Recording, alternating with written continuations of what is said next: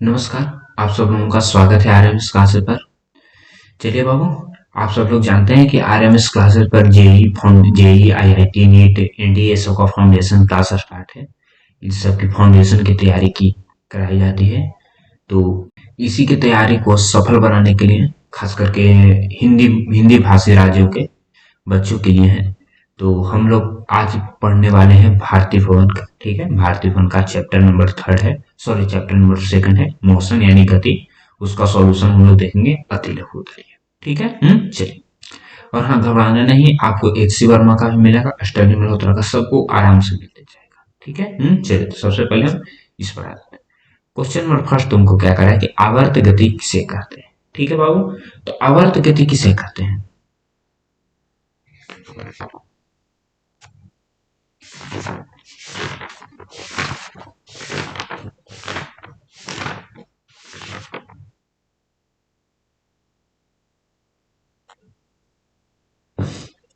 चलिए बाबू, तो आ जाइए क्वेश्चन नंबर फर्स्ट पर। क्वेश्चन नंबर फर्स्ट तुमको क्या करा है कि आवर्त गति किसे कहते हैं। ठीक है बाबू, तो आवर्त गति तुम सब लोग जानते हो कि आवर्त गति के अपने उसको उदाहरण के थ्रू हम समझाए थे आपको, मोशन जब पढ़ाए थे उसमें कि यदि कोई एक ही पॉइंट पर है, वो बार बार दोहरा रही है। ठीक है, जैसे झूला की गति, पेंडुलम की गति, इस सबको हम किस में रखते हैं, आवर्त गति के रूप में रखते हैं। ठीक है, चलो। तो झूला का गति हो जाएगा। ठीक है, तो आवर्त गति क्या हो जाएगा, वह वस्तु जो अपनी गति के समय जो अपनी गति के समय एक ही स्थान को बार बार दोहराती है, एक ही स्थान को बार बार दोहराती हो। ठीक है, बार बार दोहराती हो, उसे हम क्या कहते हैं बाबू, उसे हम क्या कहते हैं, आवर्त गति कहते हैं। उसे हम क्या कहते हैं, आवर्त गति कहा जाता है। ओके, चलो।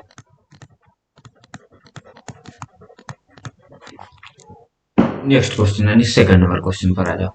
सेकंड नंबर क्वेश्चन क्या करे कि जब एक उपग्रह वृत्तीय पथ पर एक चक्कर पूरा करता है तो उसका विस्थापन क्या होता है। ठीक है बाबू, तो तुम सब लोग जानते हो बाबू कि यदि वृत्तीय पथ पर एक चक्कर पूरा करा है ना, तो यानी क्या मतलब बन रहा है कि इस पॉइंट से स्टार्ट किया और इसी पॉइंट पर आकर फिनिश किया, यानी इस पॉइंट से स्टार्ट कर रहा है और इसी पर आकर एक फिनिश कर रहा है, यानी एक चक्कर पूरा तभी होगा। ठीक है, चलो। तो एक चक्कर पूरा करने में उसका विस्थापन क्या होगा, तो देख लो एक स्टार्टिंग पॉइंट का है इसी पॉइंट पर, या फिनिश पॉइंट का है यानी लास्ट पॉइंट का है यहाँ पर। तो तुम जानते हो कि विस्थापन क्या होता है, प्रारंभिक बिंदु और अंतिम बिंदु के बीच की न्यूनतम दूरी ना। तो यहाँ पर देखो ना, प्रारंभ भी वहीं से हो रहा है, अंत भी वहीं पर हो रहा है, तो इसलिए इसका जो विस्थापन हो जाएगा क्या हो जाएगा, शून्य हो जाएगा। ठीक है, यानी जीरो। क्वेश्चन नंबर थर्ड पर आ जाओ। क्वेश्चन नंबर थर्ड तुमको क्या कह रहा है कि जब एक पिंड इस जब सीधे ऊपर की ओर फेंका जाता है तो वह एच ऊंचाई के पहुंचने के बाद, ठीक है, यहाँ पर एच होना चाहिए। ठीक है, एच ऊंचाई पहुंचने तक के बाद वह पृथ्वी पर वापस आ जाता है, तो पिंड द्वारा तय की गई कुल दूरी एवं कुल विस्थापन क्या होगा। ये सब हम क्वेश्चन मिला देते हैं, क्वेश्चन यही ना है। मुझको तो यही लग रहा है कि एच ऊंचाई होना चाहिए। एक सेकंड, हाँ, तो वह एच ऊंचाई पहुंचने तक के बाद। ठीक है, चलो। तो क्या करेगा, सीधे ऊपर की ओर किसी वस्तु को फेंका गया, मान ली कि इस पॉइंट से फेंका गया और यहाँ तक आ गया। ठीक है, इतना की ऊंचाई कितना तुमको दे दिया, एच मीटर ना, एच हो गया। ओके, तो उसके बाद फिर तुमको क्या करा है, वह वापस भी आ जाता है। ठीक है, तो एच ऊंचाई गया और उसके बाद फिर वापस आया, तो जाने में कितना लग रहा है, एच मीटर, और वापस आ रहा है ना, तो वापस आने में भी एच लग गया, एंड टोटल कितना दूरी इसने ट्रेवल किया, 2h मीटर का, 2h मीटर। अब कह रहा है तो दूरी तो हो गया, विस्थापन क्या होगा, इसका विस्थापन अगेन जीरो हो जाए, क्यों, क्योंकि वो एक तो जा रहा है और वापस फिर से आ जा रहा है उसी पॉइंट पर ना, तो प्रारंभ भी उसी पॉइंट से हो रहा है, अंत भी उसी पॉइंट पर ना, तो इसका विस्थापन क्या हो जाएगा, जीरो हो जाएगा। ठीक है, तो ये हमने क्या निकाल लिया, 2h मीटर दूरी ना, और विस्थापन इसका भी क्या हो जाएगा, जीरो हो जाएगा।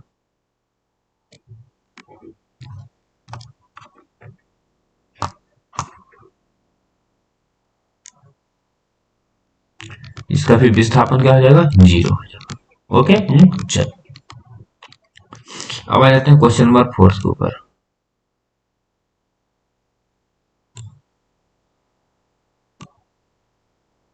क्वेश्चन नंबर 4 तुमको क्या कहा है कि सीधी सड़क पर एक गतिमान बस 7 बजे प्रातः मूल बिंदु के रूप में स्टेशन से 3 किलोमीटर की दूरी पर थी और 7:15 में 5 किलोमीटर की दूरी पर थी। ठीक है बाबू। चल।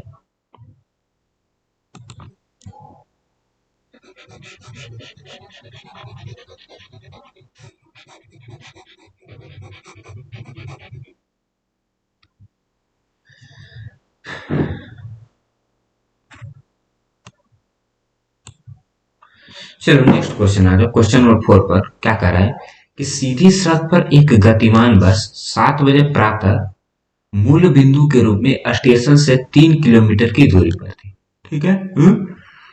और 7:15 में -5 किलोमीटर की दूरी पर थी। ठीक है। 7:15 में कहां पर था? -5 किलोमीटर की दूरी पर थी। तो उसका क्या पूछा है कि उसका विस्थापन क्या होगा। ठीक है। उसका विस्थापन क्या होगा। तो मूल बिंदु को नहीं मान रहा है बाबू। चलो तो मूल बिंदु को ही मान कर करते हैं।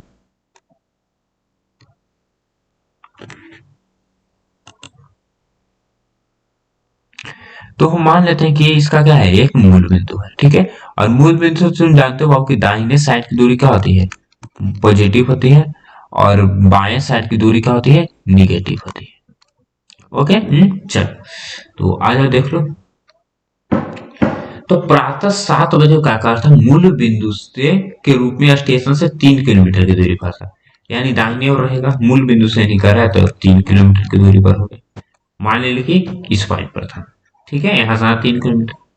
और क्या करेगा, 7:15 में -5 किलोमीटर की दूरी पर था। 7:15 में कहा था -5 किलोमीटर की दूरी पर। तो इस पॉइंट पर यहाँ पर आ गया ना, उसके बाद फिर 7:15 में कहा था -5। तो -5 लाने के लिए से क्या करना, पहले तो ये 3 किलोमीटर पूरा ट्रेवल करेगा और उसके बाद ना इधर 5 आएगा, फिर इधर ये 5 किलोमीटर आ जाएगा। ठीक है। चलो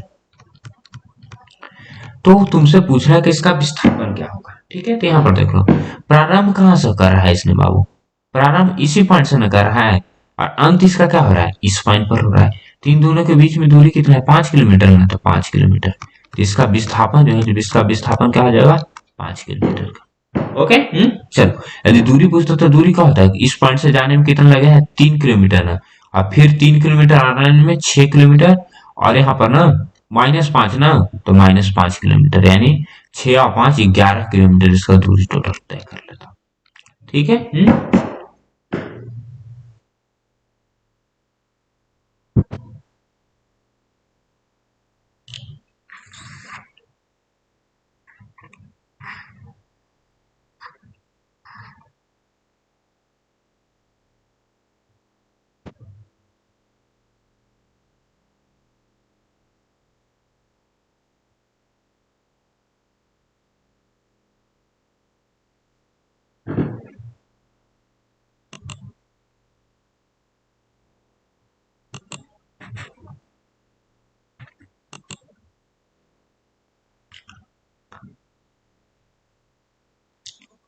अब आ जाइए क्वेश्चन नंबर 5 के ऊपर। क्वेश्चन नंबर 5 तुमको क्या करना है कि कोई वस्तु r त्रिज्या के एक वृत्त पर चलती है और अपने प्रस्थान बिंदु के व्यास के सम्मुख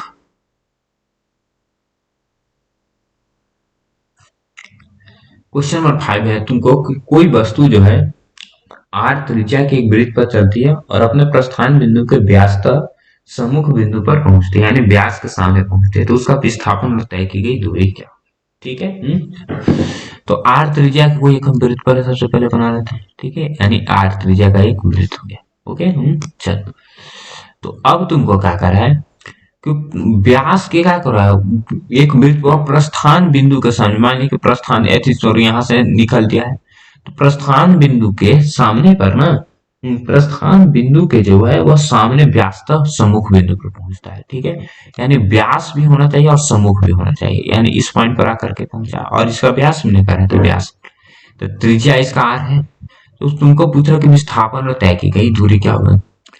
तो दूरी क्या हो जाएगा, यहां से लेकर के यहां तक ना पूरा चक्कर लगा रहा है, तो क्या कर रहा है, इस पॉइंट से चल करके इस पॉइंट पर चक्कर लगा, यानी आधा वृत्त बना रहा, तो अर्ध वृत्त का परिमाप का फॉर्मूला क्या हो जाता है, 2πr। ठीक है। पाई आर और प्लस क्या हो जाता है, डी ना, पाई आर प्लस डी। ठीक है। चलो, तो ये क्या हो जाएगा, दूरी हो जाएगा इसका। तो क्या हो जाएगा, पाई आर, और डी को क्या कहते हैं, 2r ना, तो 2r। ठीक है, तो दूरी क्या हो जाएगा, पाई प्लस 2 इंटू आर। ठीक है, ये क्या हो गया, दूरी होगा। और विस्थापन क्या होगा, विस्थापन इसका क्या हो जाएगा, इस पॉइंट से स्टार्ट करा, इस पॉइंट पर आकर के फिनिश हो रहा है, तो इन दोनों के बीच की दूरी को हम क्या कहते हैं, व्यास में कहते हैं, तो इसी को हम क्या कहते हैं, व्यास। तो व्यास यहाँ पर क्या हो जाएगा, 2r ना, तो 2r। यानी तुमको विस्थापन जो है कितना आ गया, 2r आ गया, और दूरी जो है कितना आ गया, pi plus 2 into R. Okay, चलो नेक्स्ट क्वेश्चन है, क्वेश्चन नंबर 6 पर आ जाओ। 6 कह रहा, क्या कर रहा है कि क्या एक ऐसी गति हो सकती है जिसमें औसत वेग 0। ठीक है, तो ऐसी गति हो सकती है ना बाबू जिसमें औसत वेग क्या हो, 0 हो। जैसे देखो, औसत वेग का जो है, जो फॉर्मूला क्या होता है, औसत वेग का फॉर्मूला क्या हो जाता है, कुल विस्थापन बटा कुल समय। ठीक है, क्या हो जाता है, कुल विस्थापन। ओके, और बटा क्या होता है, कुल समय ना, कुल समय। ओके, तो यहाँ पर विस्थापन तो तुम जानते हैं कि विस्थापन 0 हो सकता है, क्यों, क्योंकि यदि इसी क्वेश्चन में देख लो ना, ऊपर वाला में, यानी पूरा एक चक्कर लगाकर इसी पॉइंट पर आ जाते हैं, इसमें क्या क्या हो जाता है, विस्थापन 0 ना, तो विस्थापन 0 हो जाएगा, तो क्या हो जाएगा, वेग 0, औसत वेग 0 हो जाएगा ना, तो वेग 0। तो ऐसी गति हो सकती है, तो इसका क्या आंसर हो जाएगा, कि यस, इसकी ऐसी गति हो सकती है। एक पिंड एक समान वेग से गतिशील है, तो इसका कारण क्या है ना, इसका त्वरण क्या है होना चाहिए, क्वेश्चन नंबर 7। हाँ, इसका त्वरण क्या है। ठीक है, क्या पूछ रहा है, त्वरण क्या है। तो एक समान वेग से गति कर रही है, तो त्वरण का परिभाषा क्या होता है, वेग में परिवर्तन की त्वरण, यानी वेग में क्या होना चाहिए, परिवर्तन होना चाहिए। और यहाँ पर क्या करें कि वह एक समान है, तो यानी इसका जो त्वरण है क्या हो जाएगा, 0 हो जाएगा। क्वेश्चन नंबर 8 पर आ जाओ। एक साइकिल सवार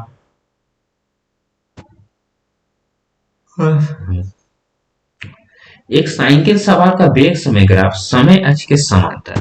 ठीक है, जो वेग समय जो ग्राफ है क्या होना चाहिए, समय अक्ष के समांतर है। ठीक है, तो सपोज कर लो कि एक है वेग समय ग्राफ, तो नीचे समय ना रहता है, समय हो गया, और ऊपर वेग ना रहता है, ऊपर वेग। तो वेग समय ग्राफ से क्या निकलता है, त्वरण निकलता है। तो क्या कर रहा है कि समय अक्ष के एक समानांतर हमने एक रेखा खींच दिया है। ठीक है, तो इस गति में सवार का त्वरण क्या होता है, समय अक्ष के समानांतर खींचते हैं, यानी इसका इस पॉइंट पर वेग क्या हो जाएगा, यदि मान ली कि यहाँ पर 10 होता है, तो इस पॉइंट पर भी 10 होगा, इस पॉइंट पर भी 10 होगा, तो यानी स्टार्ट में भी 10 और फिनिश होते समय भी 10 है ना, तो इसका त्वरण तब क्या हो जाएगा, 0। ठीक है, नेक्स्ट क्वेश्चन पर आ जाओ। एक पिंड के वेग समय ग्राफ से उसको तय किया गया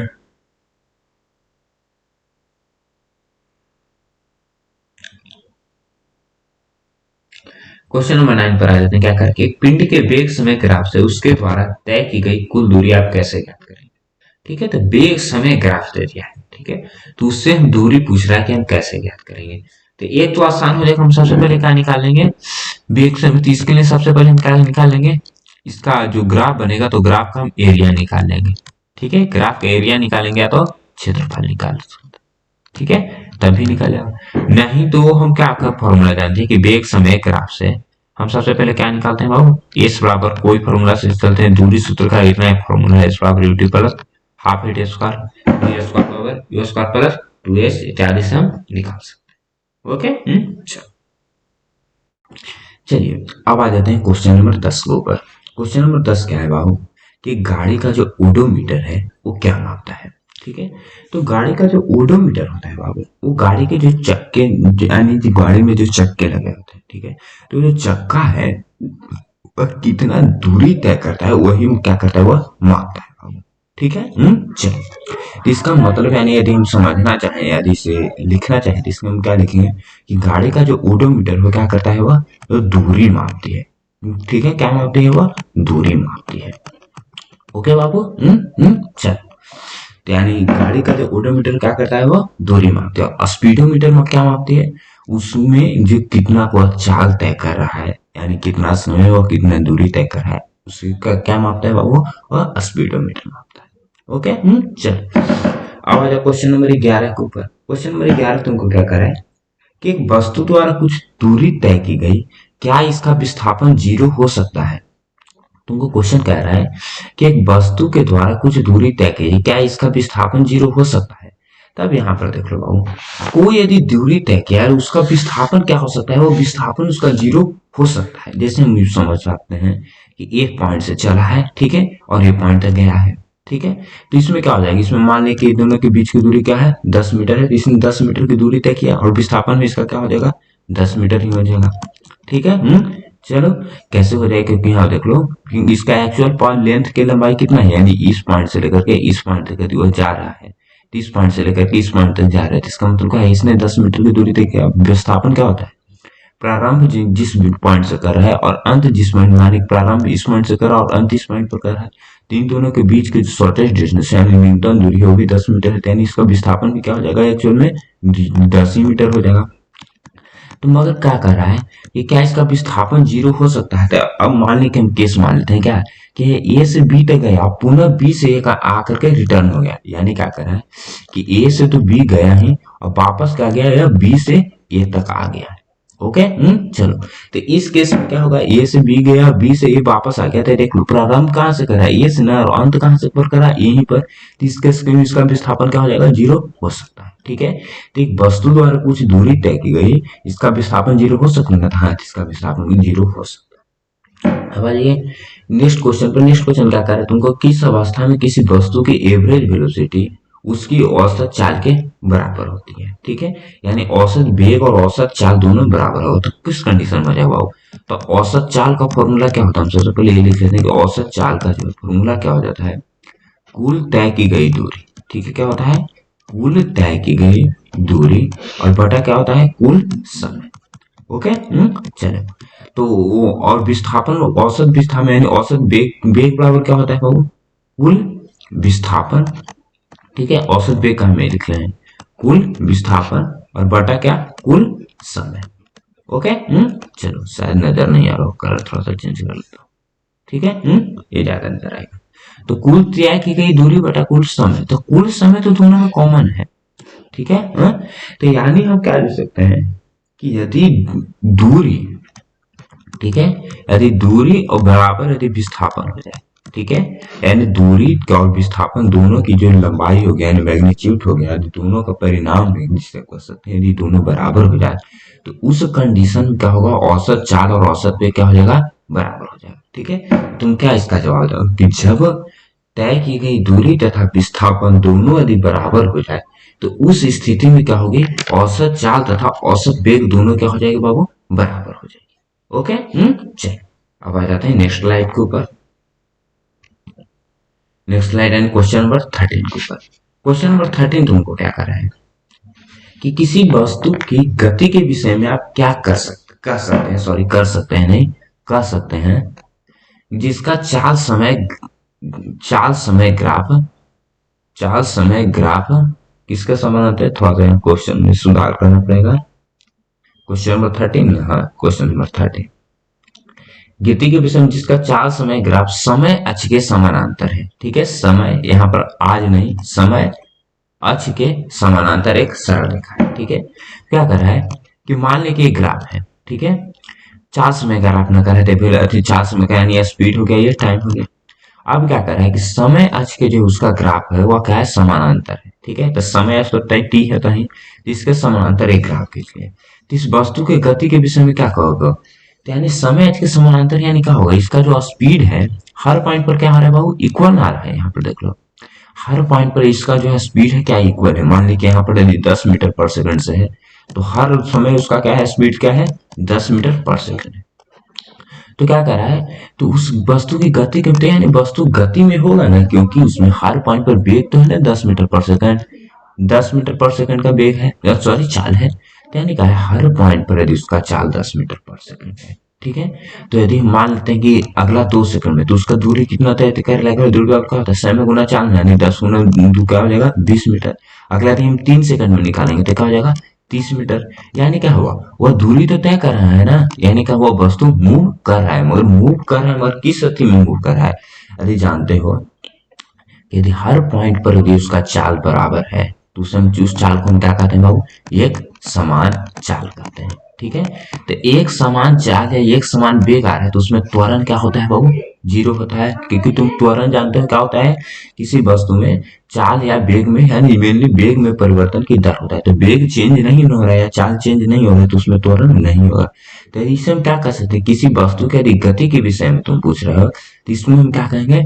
वह जो वस्तु है किससे चल रहा है? एक समान चाल से चल रहा है, नहीं तो वो भी हम कर रहे हैं वह वस्तु जो है वह जीरो त्वरण से चल रहा है। ठीक है, यानी वो जो वस्तु है क्या कर रहा है? बिना त्वरण की गति से मूव कर रहा है। ठीक है, तो एक आंसर हो जाएगा तुमको कि वो एक समान चाल से चल रहा है, दूसरा क्या हो जाएगा? जीरो त्वरण से चल रहा है। ओके, चलो अब आ जाओ क्वेश्चन नंबर 14 के ऊपर।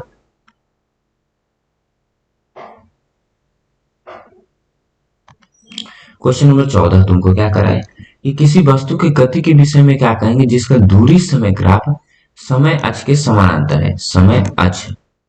ठीक है, इसमें क्या करें कि इसमें भी दूरी समय ग्राफ है, तो यानी ये डिस्टेंस हो गया, ये टाइम हो गया। अब इसमें भी समय अक्ष के समानांतर, तो समय अक्ष के समानांतर लेंगे, तो हम मान लेते हैं कि इस पॉइंट पर क्या है? 10 मीटर का है।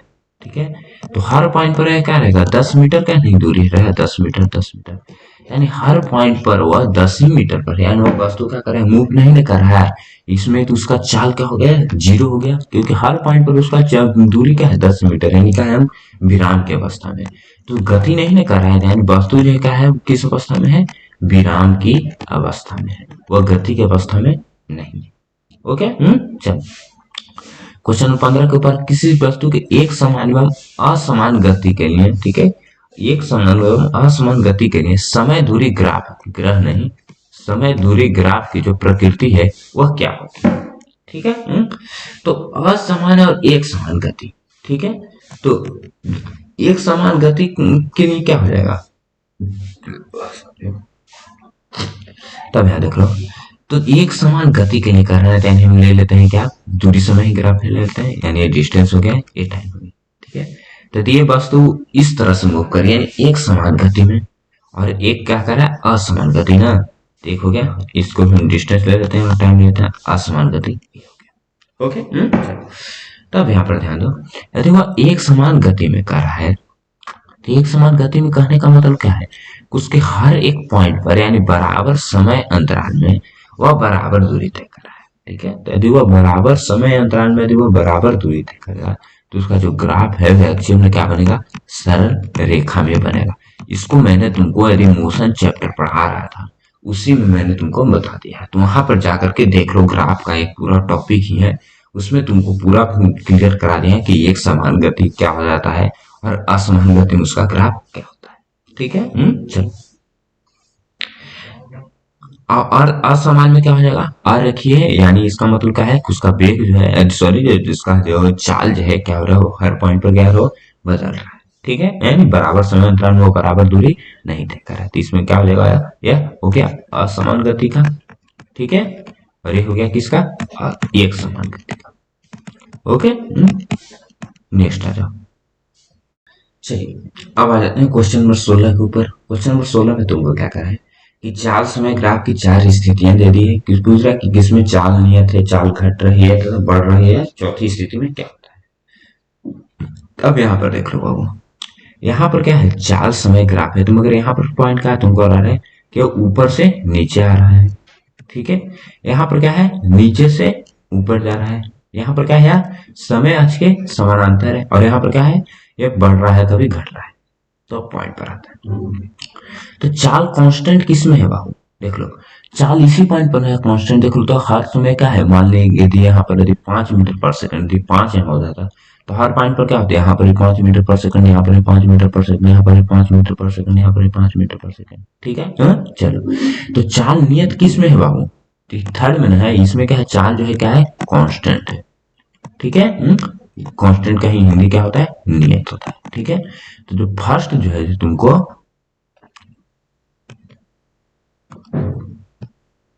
ये जो फर्स्ट है ये एक्चुअल में क्या है? तुमको थर्ड है, यानी फर्स्ट का आंसर क्या हो जाएगा? थर्ड हो गया। चाल घट रही है, चाल किस में घट रही है? देखो तो बाबू, ऊपर से नीचे आ रहा है ना, तो यानी क्या हो रहा है? चाल घट रहा है। ठीक है, ऊपर से नीचे आ रहा है ना, मान लीजिए 5 से आ रहा है, 0 तक पहुंच गया, यानी इसका चाल क्या हो रहा है? धीरे धीरे घट रहा है ना, यानी क्या हो जाएगा? या सेकंड में जाएगा। ठीक है, थर्ड क्या हो, चाल बढ़ रही, तो चाल बढ़ रहा है, देखो ना नीचे से यहाँ ऊपर जा रहा है, तो नीचे से ऊपर जा रहा है यानी क्या हो रहा है, चाल बढ़ रहा है ना, तो एक्चुअल में क्या हो गया, थर्ड। और चौथी स्थिति में क्या होता है, चौथी स्थिति में क्या होता है, एक पॉइंट से चाल क्या है, बढ़ता है, फिर क्या होता है, चाल स्थिर रहता है, और फिर चाल क्या होता है, घटता है। यानी क्या होता है कि पहले बढ़ता है, ठीक है, फिर क्या होता है, स्थिर रहता है, ठीक है, और उसके बाद क्या रहता है, स्थिर रहता है, और उसके बाद फिर क्या होता है, घटता है, ठीक है। तो तीनों केस हो रहा है क्वेश्चन नंबर 4। ठीक है बाबू, next question number, question number 17 तुमको क्या करा है कि 7 मीटर त्रिज्या पर एक त्रिज्या के एक वृत्त पर कोई वस्तु 4 मीटर प्रति सेकंड की एक समान चाल से चलती है, तो एक चक्कर पूरा करने में उसे कितना समय लगेगा, ठीक है, तो यहाँ पर जो है, जो हमने क्या पढ़ा है फॉर्मूला, v बराबर क्या पढ़ा है, 2πr/t, ठीक है। तो यानी तुमको क्या पता है कि v का वैल्यू दे दिया है, कितना है, 4 मीटर पर सेकंड है, और टाइम तुमसे पूछ रहा है ना, टाइम पूछ रहा है। अब यहाँ से हम निकाल लेते हैं कि जो एक चक्कर पूरा करना में कितना दूरी तय करते हैं। एक चक्कर पूरा करना मतलब क्या है, एक्चुअल में ही ना बाबू, एक चक्कर ये होगा, तो एक चक्कर मतलब क्या कि इसके पूरा जो परिधि होगा यानी सरकमफ्रेंस, ठीक है। तो परिधि हम निकालेंगे, तो परिधि कैसे निकालें, 2πr से ना, तो 2 × 22/7 गुने ये 60 मीटर क्या हो गया, त्रिज्या हो गया, ये क्या हो गया, दूरी हो गया ना, और समय तो नहीं दिया है, तो यहाँ से निकालो ना, तो 7 से 7 कैंसिल, 22 दूनी 44 मीटर, यानी इसमें कुल दूरी कितना तय कर लिया है, 44 मीटर, 44 मीटर। तो यहाँ से हम टी बराबर, यानी यदि यहाँ पर हम लिखना चाहें, निकालना चाहें तो निकाल सकते हैं। अब यहाँ पर आ जाओ, तो v बराबर 2πr/t ना होता है, तो v क्या है, 4 मीटर पर सेकंड, तो 4 मीटर पर सेकंड, 2πr का वैल्यू क्या आ गया, 44 मीटर ना, 44/t, तो t बराबर क्या हो जाएगा, टी बराबर यदि 63 गुना होता है, टी बराबर क्या हो जाएगा, 44 क्या हो जाएगा, 4 ना, यानी 11 सेकंड टोटल टाइम, ठीक है। यहाँ पर समय तुमको कितना गया, 11 सेकंड, ठीक है। चलो नेक्स्ट आना क्वेश्चन नंबर 18 के ऊपर। क्वेश्चन नंबर 18 तुमको क्या कह रहा है कि वेग समय ग्राफ में नीचे किस क्षेत्र से मापी गई राशि क्या होती है। यहाँ पर देख लो, क्वेश्चन नंबर 18 क्या है कि नीचे के क्षेत्र से, ठीक है, नीचे के, ठीक है, क्षेत्र से मापी गई राशि क्या होती है। तो पहले एक्चुअल में वेग समय ग्राफ बना लेते हैं, मानते हैं कि वेग हो गया और ये समय हो गया, ठीक है, चलो। तो नीचे के जो क्षेत्र से जो राशि जो मापी जाती है वो एक्चुअल का, मान लेके ऐसा एक ग्राफ बना, तो इसका यदि हम क्या करते हैं, इसको नीचे का जो क्षेत्र है, नीचे का क्षेत्र एक पूरा हो गया, तो इसका यदि हम एरिया निकालना है, यानी हम क्षेत्रफल कर सकते हैं, ठीक है। तो क्षेत्रफल निकालते हैं, यदि वेग समय ग्राफ में जो ग्राफ बन रहा है उसका क्षेत्रफल निकालना, तो उससे क्या निकलता है वो, विस्थापन, ठीक है। यदि क्वेश्चन यहाँ पर चेंज कर दिया, तुमको वेग की जगह पर यदि चाल कर देता, अब यहाँ पर तुमको आंसर भी चेंज हो जाकर क्या हो जाएगा, दूरी हो जाएगा, ठीक है बाबू। चलो अब आ जाए नेक्स्ट क्वेश्चन, क्वेश्चन नंबर 19 के ऊपर। तो क्वेश्चन को ध्यान से देखते हैं, क्या कर रहा है कि अचर वेग के लिए विस्थापन समय ग्राफ की जो ढाल से कौन सी राशि ज्ञात होती है। यहाँ पर तुमको ऑप्शन दे दिया कि वस्तु द्वारा तय की गई कुल दूरी या वस्तु का वेग, ठीक है। तो यानी हम दूरी ज्ञात करते हैं, या हम वेग ज्ञात करते हैं। अचर वेग के लिए विस्थापन समय ग्राफ पहले बना देते हैं, तो विस्थापन समय ग्राफ ना, ये हो गया, ये मान ली कि ये हो गया विस्थापन, ठीक है, एंड डिस्प्लेसमेंट आई हो गया समय। तो विस्थापन समय ग्राफ में अचर वेग के लिए ग्राफ का कैसा बनता है, ऐसे बन जाता है, ठीक है। चलो यदि कांस्टेंट वेग होता तो क्या होता है, पूरा स्ट्रेट लाइन। तो अब इसमें इसको हम विस्थापन और समय है, तब यहाँ से दूरी ज्ञात करेंगे कि वस्तु का वेग ज्ञात करेंगे। दूरी तो ज्ञात समय पे नहीं, क्योंकि विस्थापन दे दिया है, तो यहाँ से हम कुल दूरी नहीं ज्ञात करेंगे, इससे हम क्या ज्ञात कर रहे हैं, कुल सॉरी, इससे हम वस्तु का क्या ज्ञात करेंगे, वेग ज्ञात करेंगे। इस पॉइंट पर इसका वेग क्या होगा, इस पॉइंट पर वेग क्या होगा, इस पॉइंट पर वेग क्या होगा, कहाँ से निकालेंगे, विस्थापन बटा समय करके। इसमें हम क्या निकालेंगे, वेग ना, वेग। 20 पर आ जाते हैं। एक समान वृत्तीय गति से आप क्या समझते हैं, तो एक समान वृत्तीय गति कहने का मतलब क्या है कि कोई एक समान, हम सर्कल ले लेते हैं, तो एक समान वृत्तीय गति कह रहा है, तो इसका मतलब क्या हो जाता है कि जो पॉइंट है, यानी वस्तु जो है, उसका जो चाल है हर समय पर, यानी हर पॉइंट पर क्या होगा, उसका चाल जो है बराबर होगा। तो एक समान वृत्तीय कहने का मतलब क्या है कि हर बिंदु पर, ठीक है, हर बिंदु पर उसकी जो चाल होगी, उसकी चाल क्या होगी, एक समान, ठीक है, उसकी चाल क्या होगी, एक समान हो, ठीक है। चलो, तो एक समान होगी तो इसका मतलब क्या है, वो वस्तु जो है क्या करे, एक समान वृत्तीय गति में चले। अब क्या है कि एक समान वृत्तीय गति में किसी वस्तु का वेग हमेशा परिवर्तित होता रहता है, वेग का है, ठीक है। तो वस्तु का वेग जो है जो हमेशा परिवर्तित होता है, क्यों परिवर्तित होता है, क्योंकि वस्तु का जो डायरेक्शन है जो हर पर बदल रहता है। इस पॉइंट पर डायरेक्शन यहाँ पर देख लो ना, क्या है बाबू, ये नीचे जा रहा है, यानी क्या हो रहा है, ये दक्षिण की ओर जा रहा है। अब यहाँ पर यदि यहाँ पर देख रहे हैं, यहाँ पर क्या है, दक्षिण भी जा रहा है, थोड़ा सा क्या जा रहा है, पूरब भी जा रहा है। यहाँ पर क्या जा रहा है, एक्चुअल में पूरब जा रहा है, यहाँ पर क्या है, अलग। यानी हर पॉइंट पर यदि हम डायरेक्शन इसका निकालेंगे तो हर पॉइंट पर डायरेक्शन क्या होगा, इसका अलग होगा। और वस्तु का जो वेग है जो हमेशा क्या होता है, उसमें परिणाम भी होता है और डायरेक्शन भी आता है। डायरेक्शन भी बदल रहा है, यानी उसका वस्तु का जो वेग जो है वह बदल रहा है। बाईस पॉइंट, किसी वस्तु की डोरी पर क्या है, वह दो डोरी छोर पर बंधे हैं, ठीक है, बंधे हैं। और किसी वस्तु को वृत्तीय वस्तु की गति की दिशा क्या होगी, ठीक है। तब यहाँ पर क्या कर रहे हैं कि वस्तु के, अब यहाँ पर हम थोड़ा सा इसको रिमूव करते हैं और एक्चुअल में समझते हैं। जिंदगी के साथ करें आपकी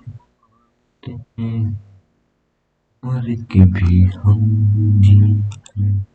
चलो, अब क्या कर रहा है कि एक डोरी के छोर पर बंधे, ठीक है, डोरी के छोर पर बंध नहीं है, बंधे, ठीक है, बंधे हैं। किसी वस्तु को विद्युतीय पथ पर, किसी वस्तु को वृत्तीय पथ पर घुमाने पर वस्तु के जो गति की दिशा क्या हो, ठीक है, वेग की दिशा नहीं पूछ रहा है तुमको, गति की दिशा पूछ रहा है। तो गति में तो दिशा नहीं होती, दिशा है निकाल रहे हैं, यानी इसका मतलब क्या है कि उसका हम क्या कर रहे हैं, वेग ही ज्ञात कर रहे हैं। ओके, तो अब क्या कह रहा है कि वृत्तीय पथ पर घुमाने पर वस्तु की जो गति की जो दिशा होगी वह एक्चुअल में क्या होगी। तो इस पॉइंट पर क्या होगा, यदि हम घुमा रहे हैं तो इस पॉइंट पर क्या होगा, यदि इस पॉइंट पर निकालना चाहें, इस पॉइंट पर क्या हम निकालेंगे, तो इस पॉइंट पर यदि हम निकालना चाहें तो क्या होगा, इस वस्तु पर हम एक ऐसे, यानी थोड़ा सा इस पर हम आ जाते हैं, कलर चेंज कर लेते हैं। अब यहाँ पर आ जाते हैं, इस पॉइंट पर यदि हम निकालना चाहें इसका डायरेक्शन क्या है, तो इस पर हम क्या करेंगे, एक लाइन खींच देते हैं। यानी इस लाइन को हम क्या करना है, नाइन्थ के मैथ में पढ़े, इस लाइन को हम क्या करना है, स्पर्श रेखा खींच। जैसे ही लाइन खींच दें तो अब इस पॉइंट पर पता चल रहा है ना कि ये वस्तु कहाँ जा रहा है, ऊपर की जा रहा है। कैसे पता चल रहा है, हम इस पर स्पर्श रेखा खींचते हैं और उसके बाद तो इस पर भी हम क्या करेंगे, स्पर्श रेखा खींचेंगे। तो उसके बाद फिर हमें पता चल रहा है कि वो वस्तु कहाँ जा रहा है, इस डायरेक्शन में जा रहा है, यानी पूर्व की डायरेक्शन। इस वस्तु पर ही स्पर्श रेखा खींच करेंगे तो यहाँ पर वस्तु क्या आ रहा है, नीचे की आ रहा है।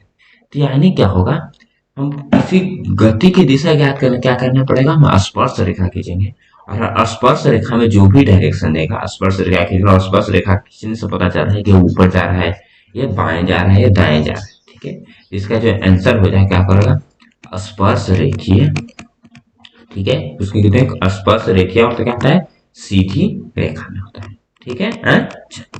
स्पर्श रेखा करता हुआ अब क्या है, वह सीधी रेखा, ठीक है। तो उम्मीद करता हूँ तुम सबको अति लघु का जो भी क्वेश्चन था सबको क्लियर हो गया, ठीक है बाबू।